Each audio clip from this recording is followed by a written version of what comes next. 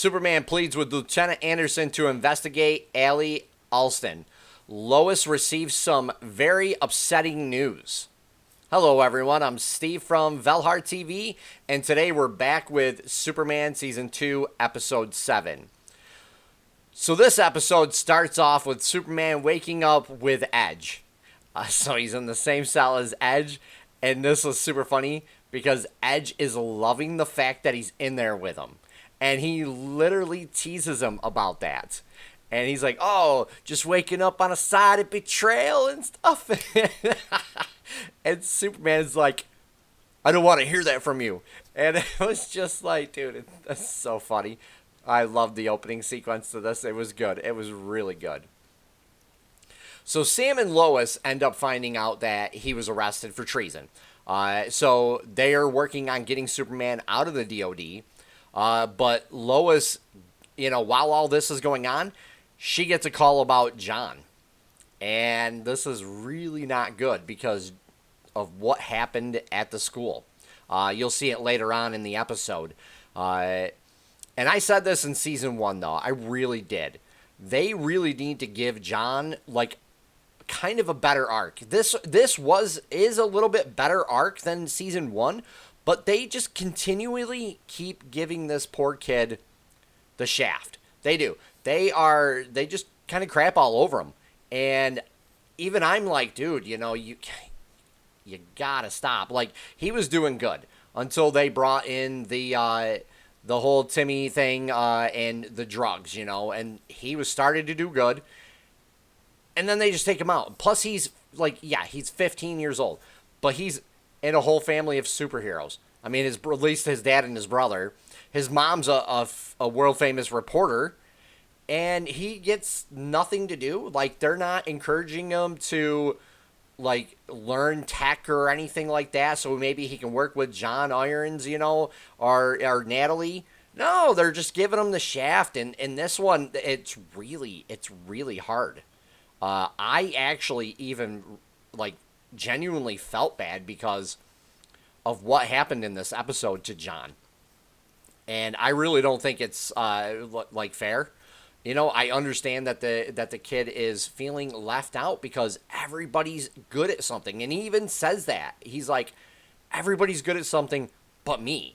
He's like, I'm trying to be good like everybody else. And it's just, yeah, they won't let up on him. And it's all because he's covering for somebody for what happens. And that's very commendable, but at the same time, like Lois said, there's some mistakes you just can't take back, and this is one of them. She's right. This is something that is going to stay with you for a long time, but he stands his ground and will not say who it was, so I'm like, good for you, kid, good for you. And while all this is happening, we get to Anderson. Good old Anderson. Such a bad guy. I mean, I'm sorry, but they set him up perfectly, I feel. I feel like it's almost perfectly, for him to be a real bad guy. And, he starts off, the whole season started off with him just being kind of paranoid.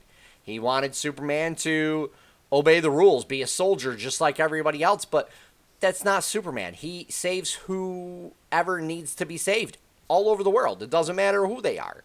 And that's amazing. That's exactly what, all of us should kind of feel like, we need to be doing nowadays, especially nowadays, where we need to be one people instead of just everybody out for themselves, I feel like. And Superman, that's what he is. He's for everybody.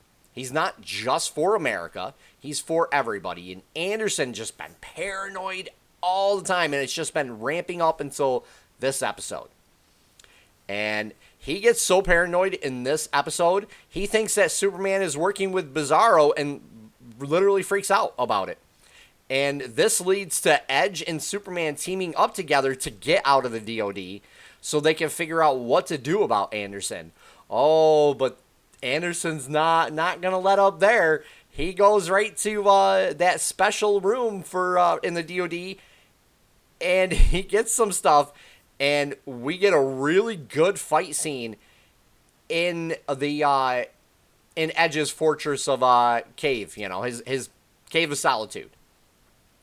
And like the whole sequence is really good because we get Anderson doing stuff that he shouldn't be doing because now he's gone AWOL, and he ends up getting in a fight, and this leads Edge to do something actually unexpected, and Superman has to help him out, and then we get Anderson one-on-one with Bizarro. And yeah, that's kind of a good fight until we see what happens. And then I was like, come on. I was like, really? You're going to do that to the guy? I'm like, he's just out trying to save the world just like the our Superman. So, like, yeah, that whole thing was great, honestly. Really liked it. And the episode ends with Anderson on the run, and he ends up meeting up with somebody. Very interesting, especially with everything going on. And I was just like floored. I was just like, what? I was like, Anderson is so upset with Superman for ruining his life. And I'm like, man, you kind of did that to yourself. You could have worked with Superman, and you didn't. You know, you were that type of person who was like, you do it my way, or it's the highway. And yeah, it was great. The ending of this was a great cliffhanger. The effects, had no issues with the effects again. They are actually really good for a CW show. Not going to lie, this has still been very good. Very impressive, to be honest with you. Especially for this, again, for the CW. But yeah, with the fight scene in the cave, with the different powers going off and the kryptonite bullets, yeah, that was great. I really liked it. And the acting in this, man, was great. I mean, what can I say? From John standing his ground and not telling his parents who he was covering for, to Edge helping Superman, and Anderson literally going out AWOL and doing whatever he wanted to do to get the job done. I mean, the acting was great. Lois was great. We have some stuff with Lana and her family in it, and everything going on.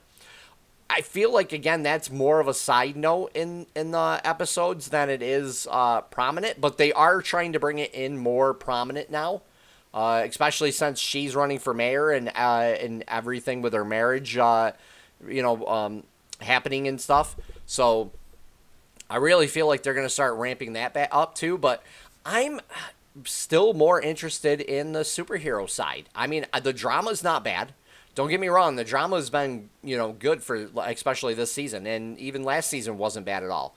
But I feel like it's more busy work again, you know what I mean, to put all the other stuff in, especially when you have all the elements from the Clark family in this.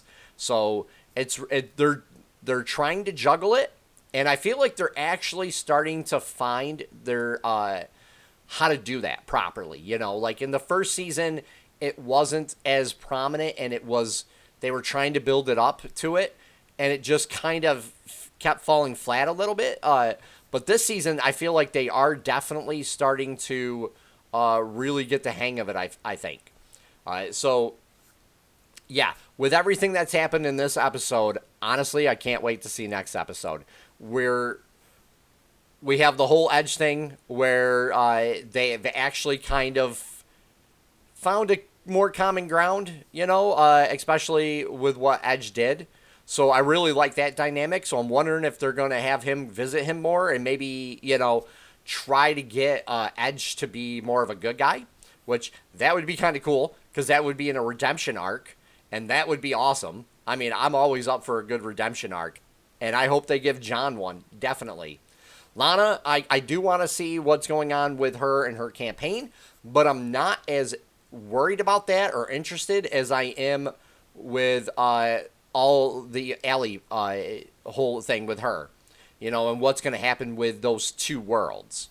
I really want to see that.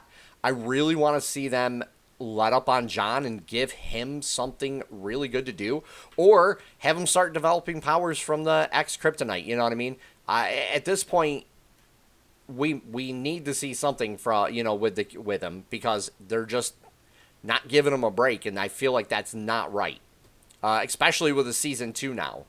And again, Jordan, we need more. I really want to see more training with him. You know, I want to see him get up to the point where he can actually start flying, start doing stuff, you know, with his dad to help out. Even though they're going to be like, you're 15, he's 15 with powers. I mean, there ain't nothing else you're going to do about that. I mean, hey now. But yeah, and with Lois, I really hope we really get to see more of what's going on with her and the paper. So there's a lot of stuff I'm really wondering what's going to happen about, especially with the cliffhanger from this episode. This was a good episode overall. I would give this at least an 8.5 out of 10 easily. Really good episode. Leave a comment down below. Let me know what you guys thought about this episode.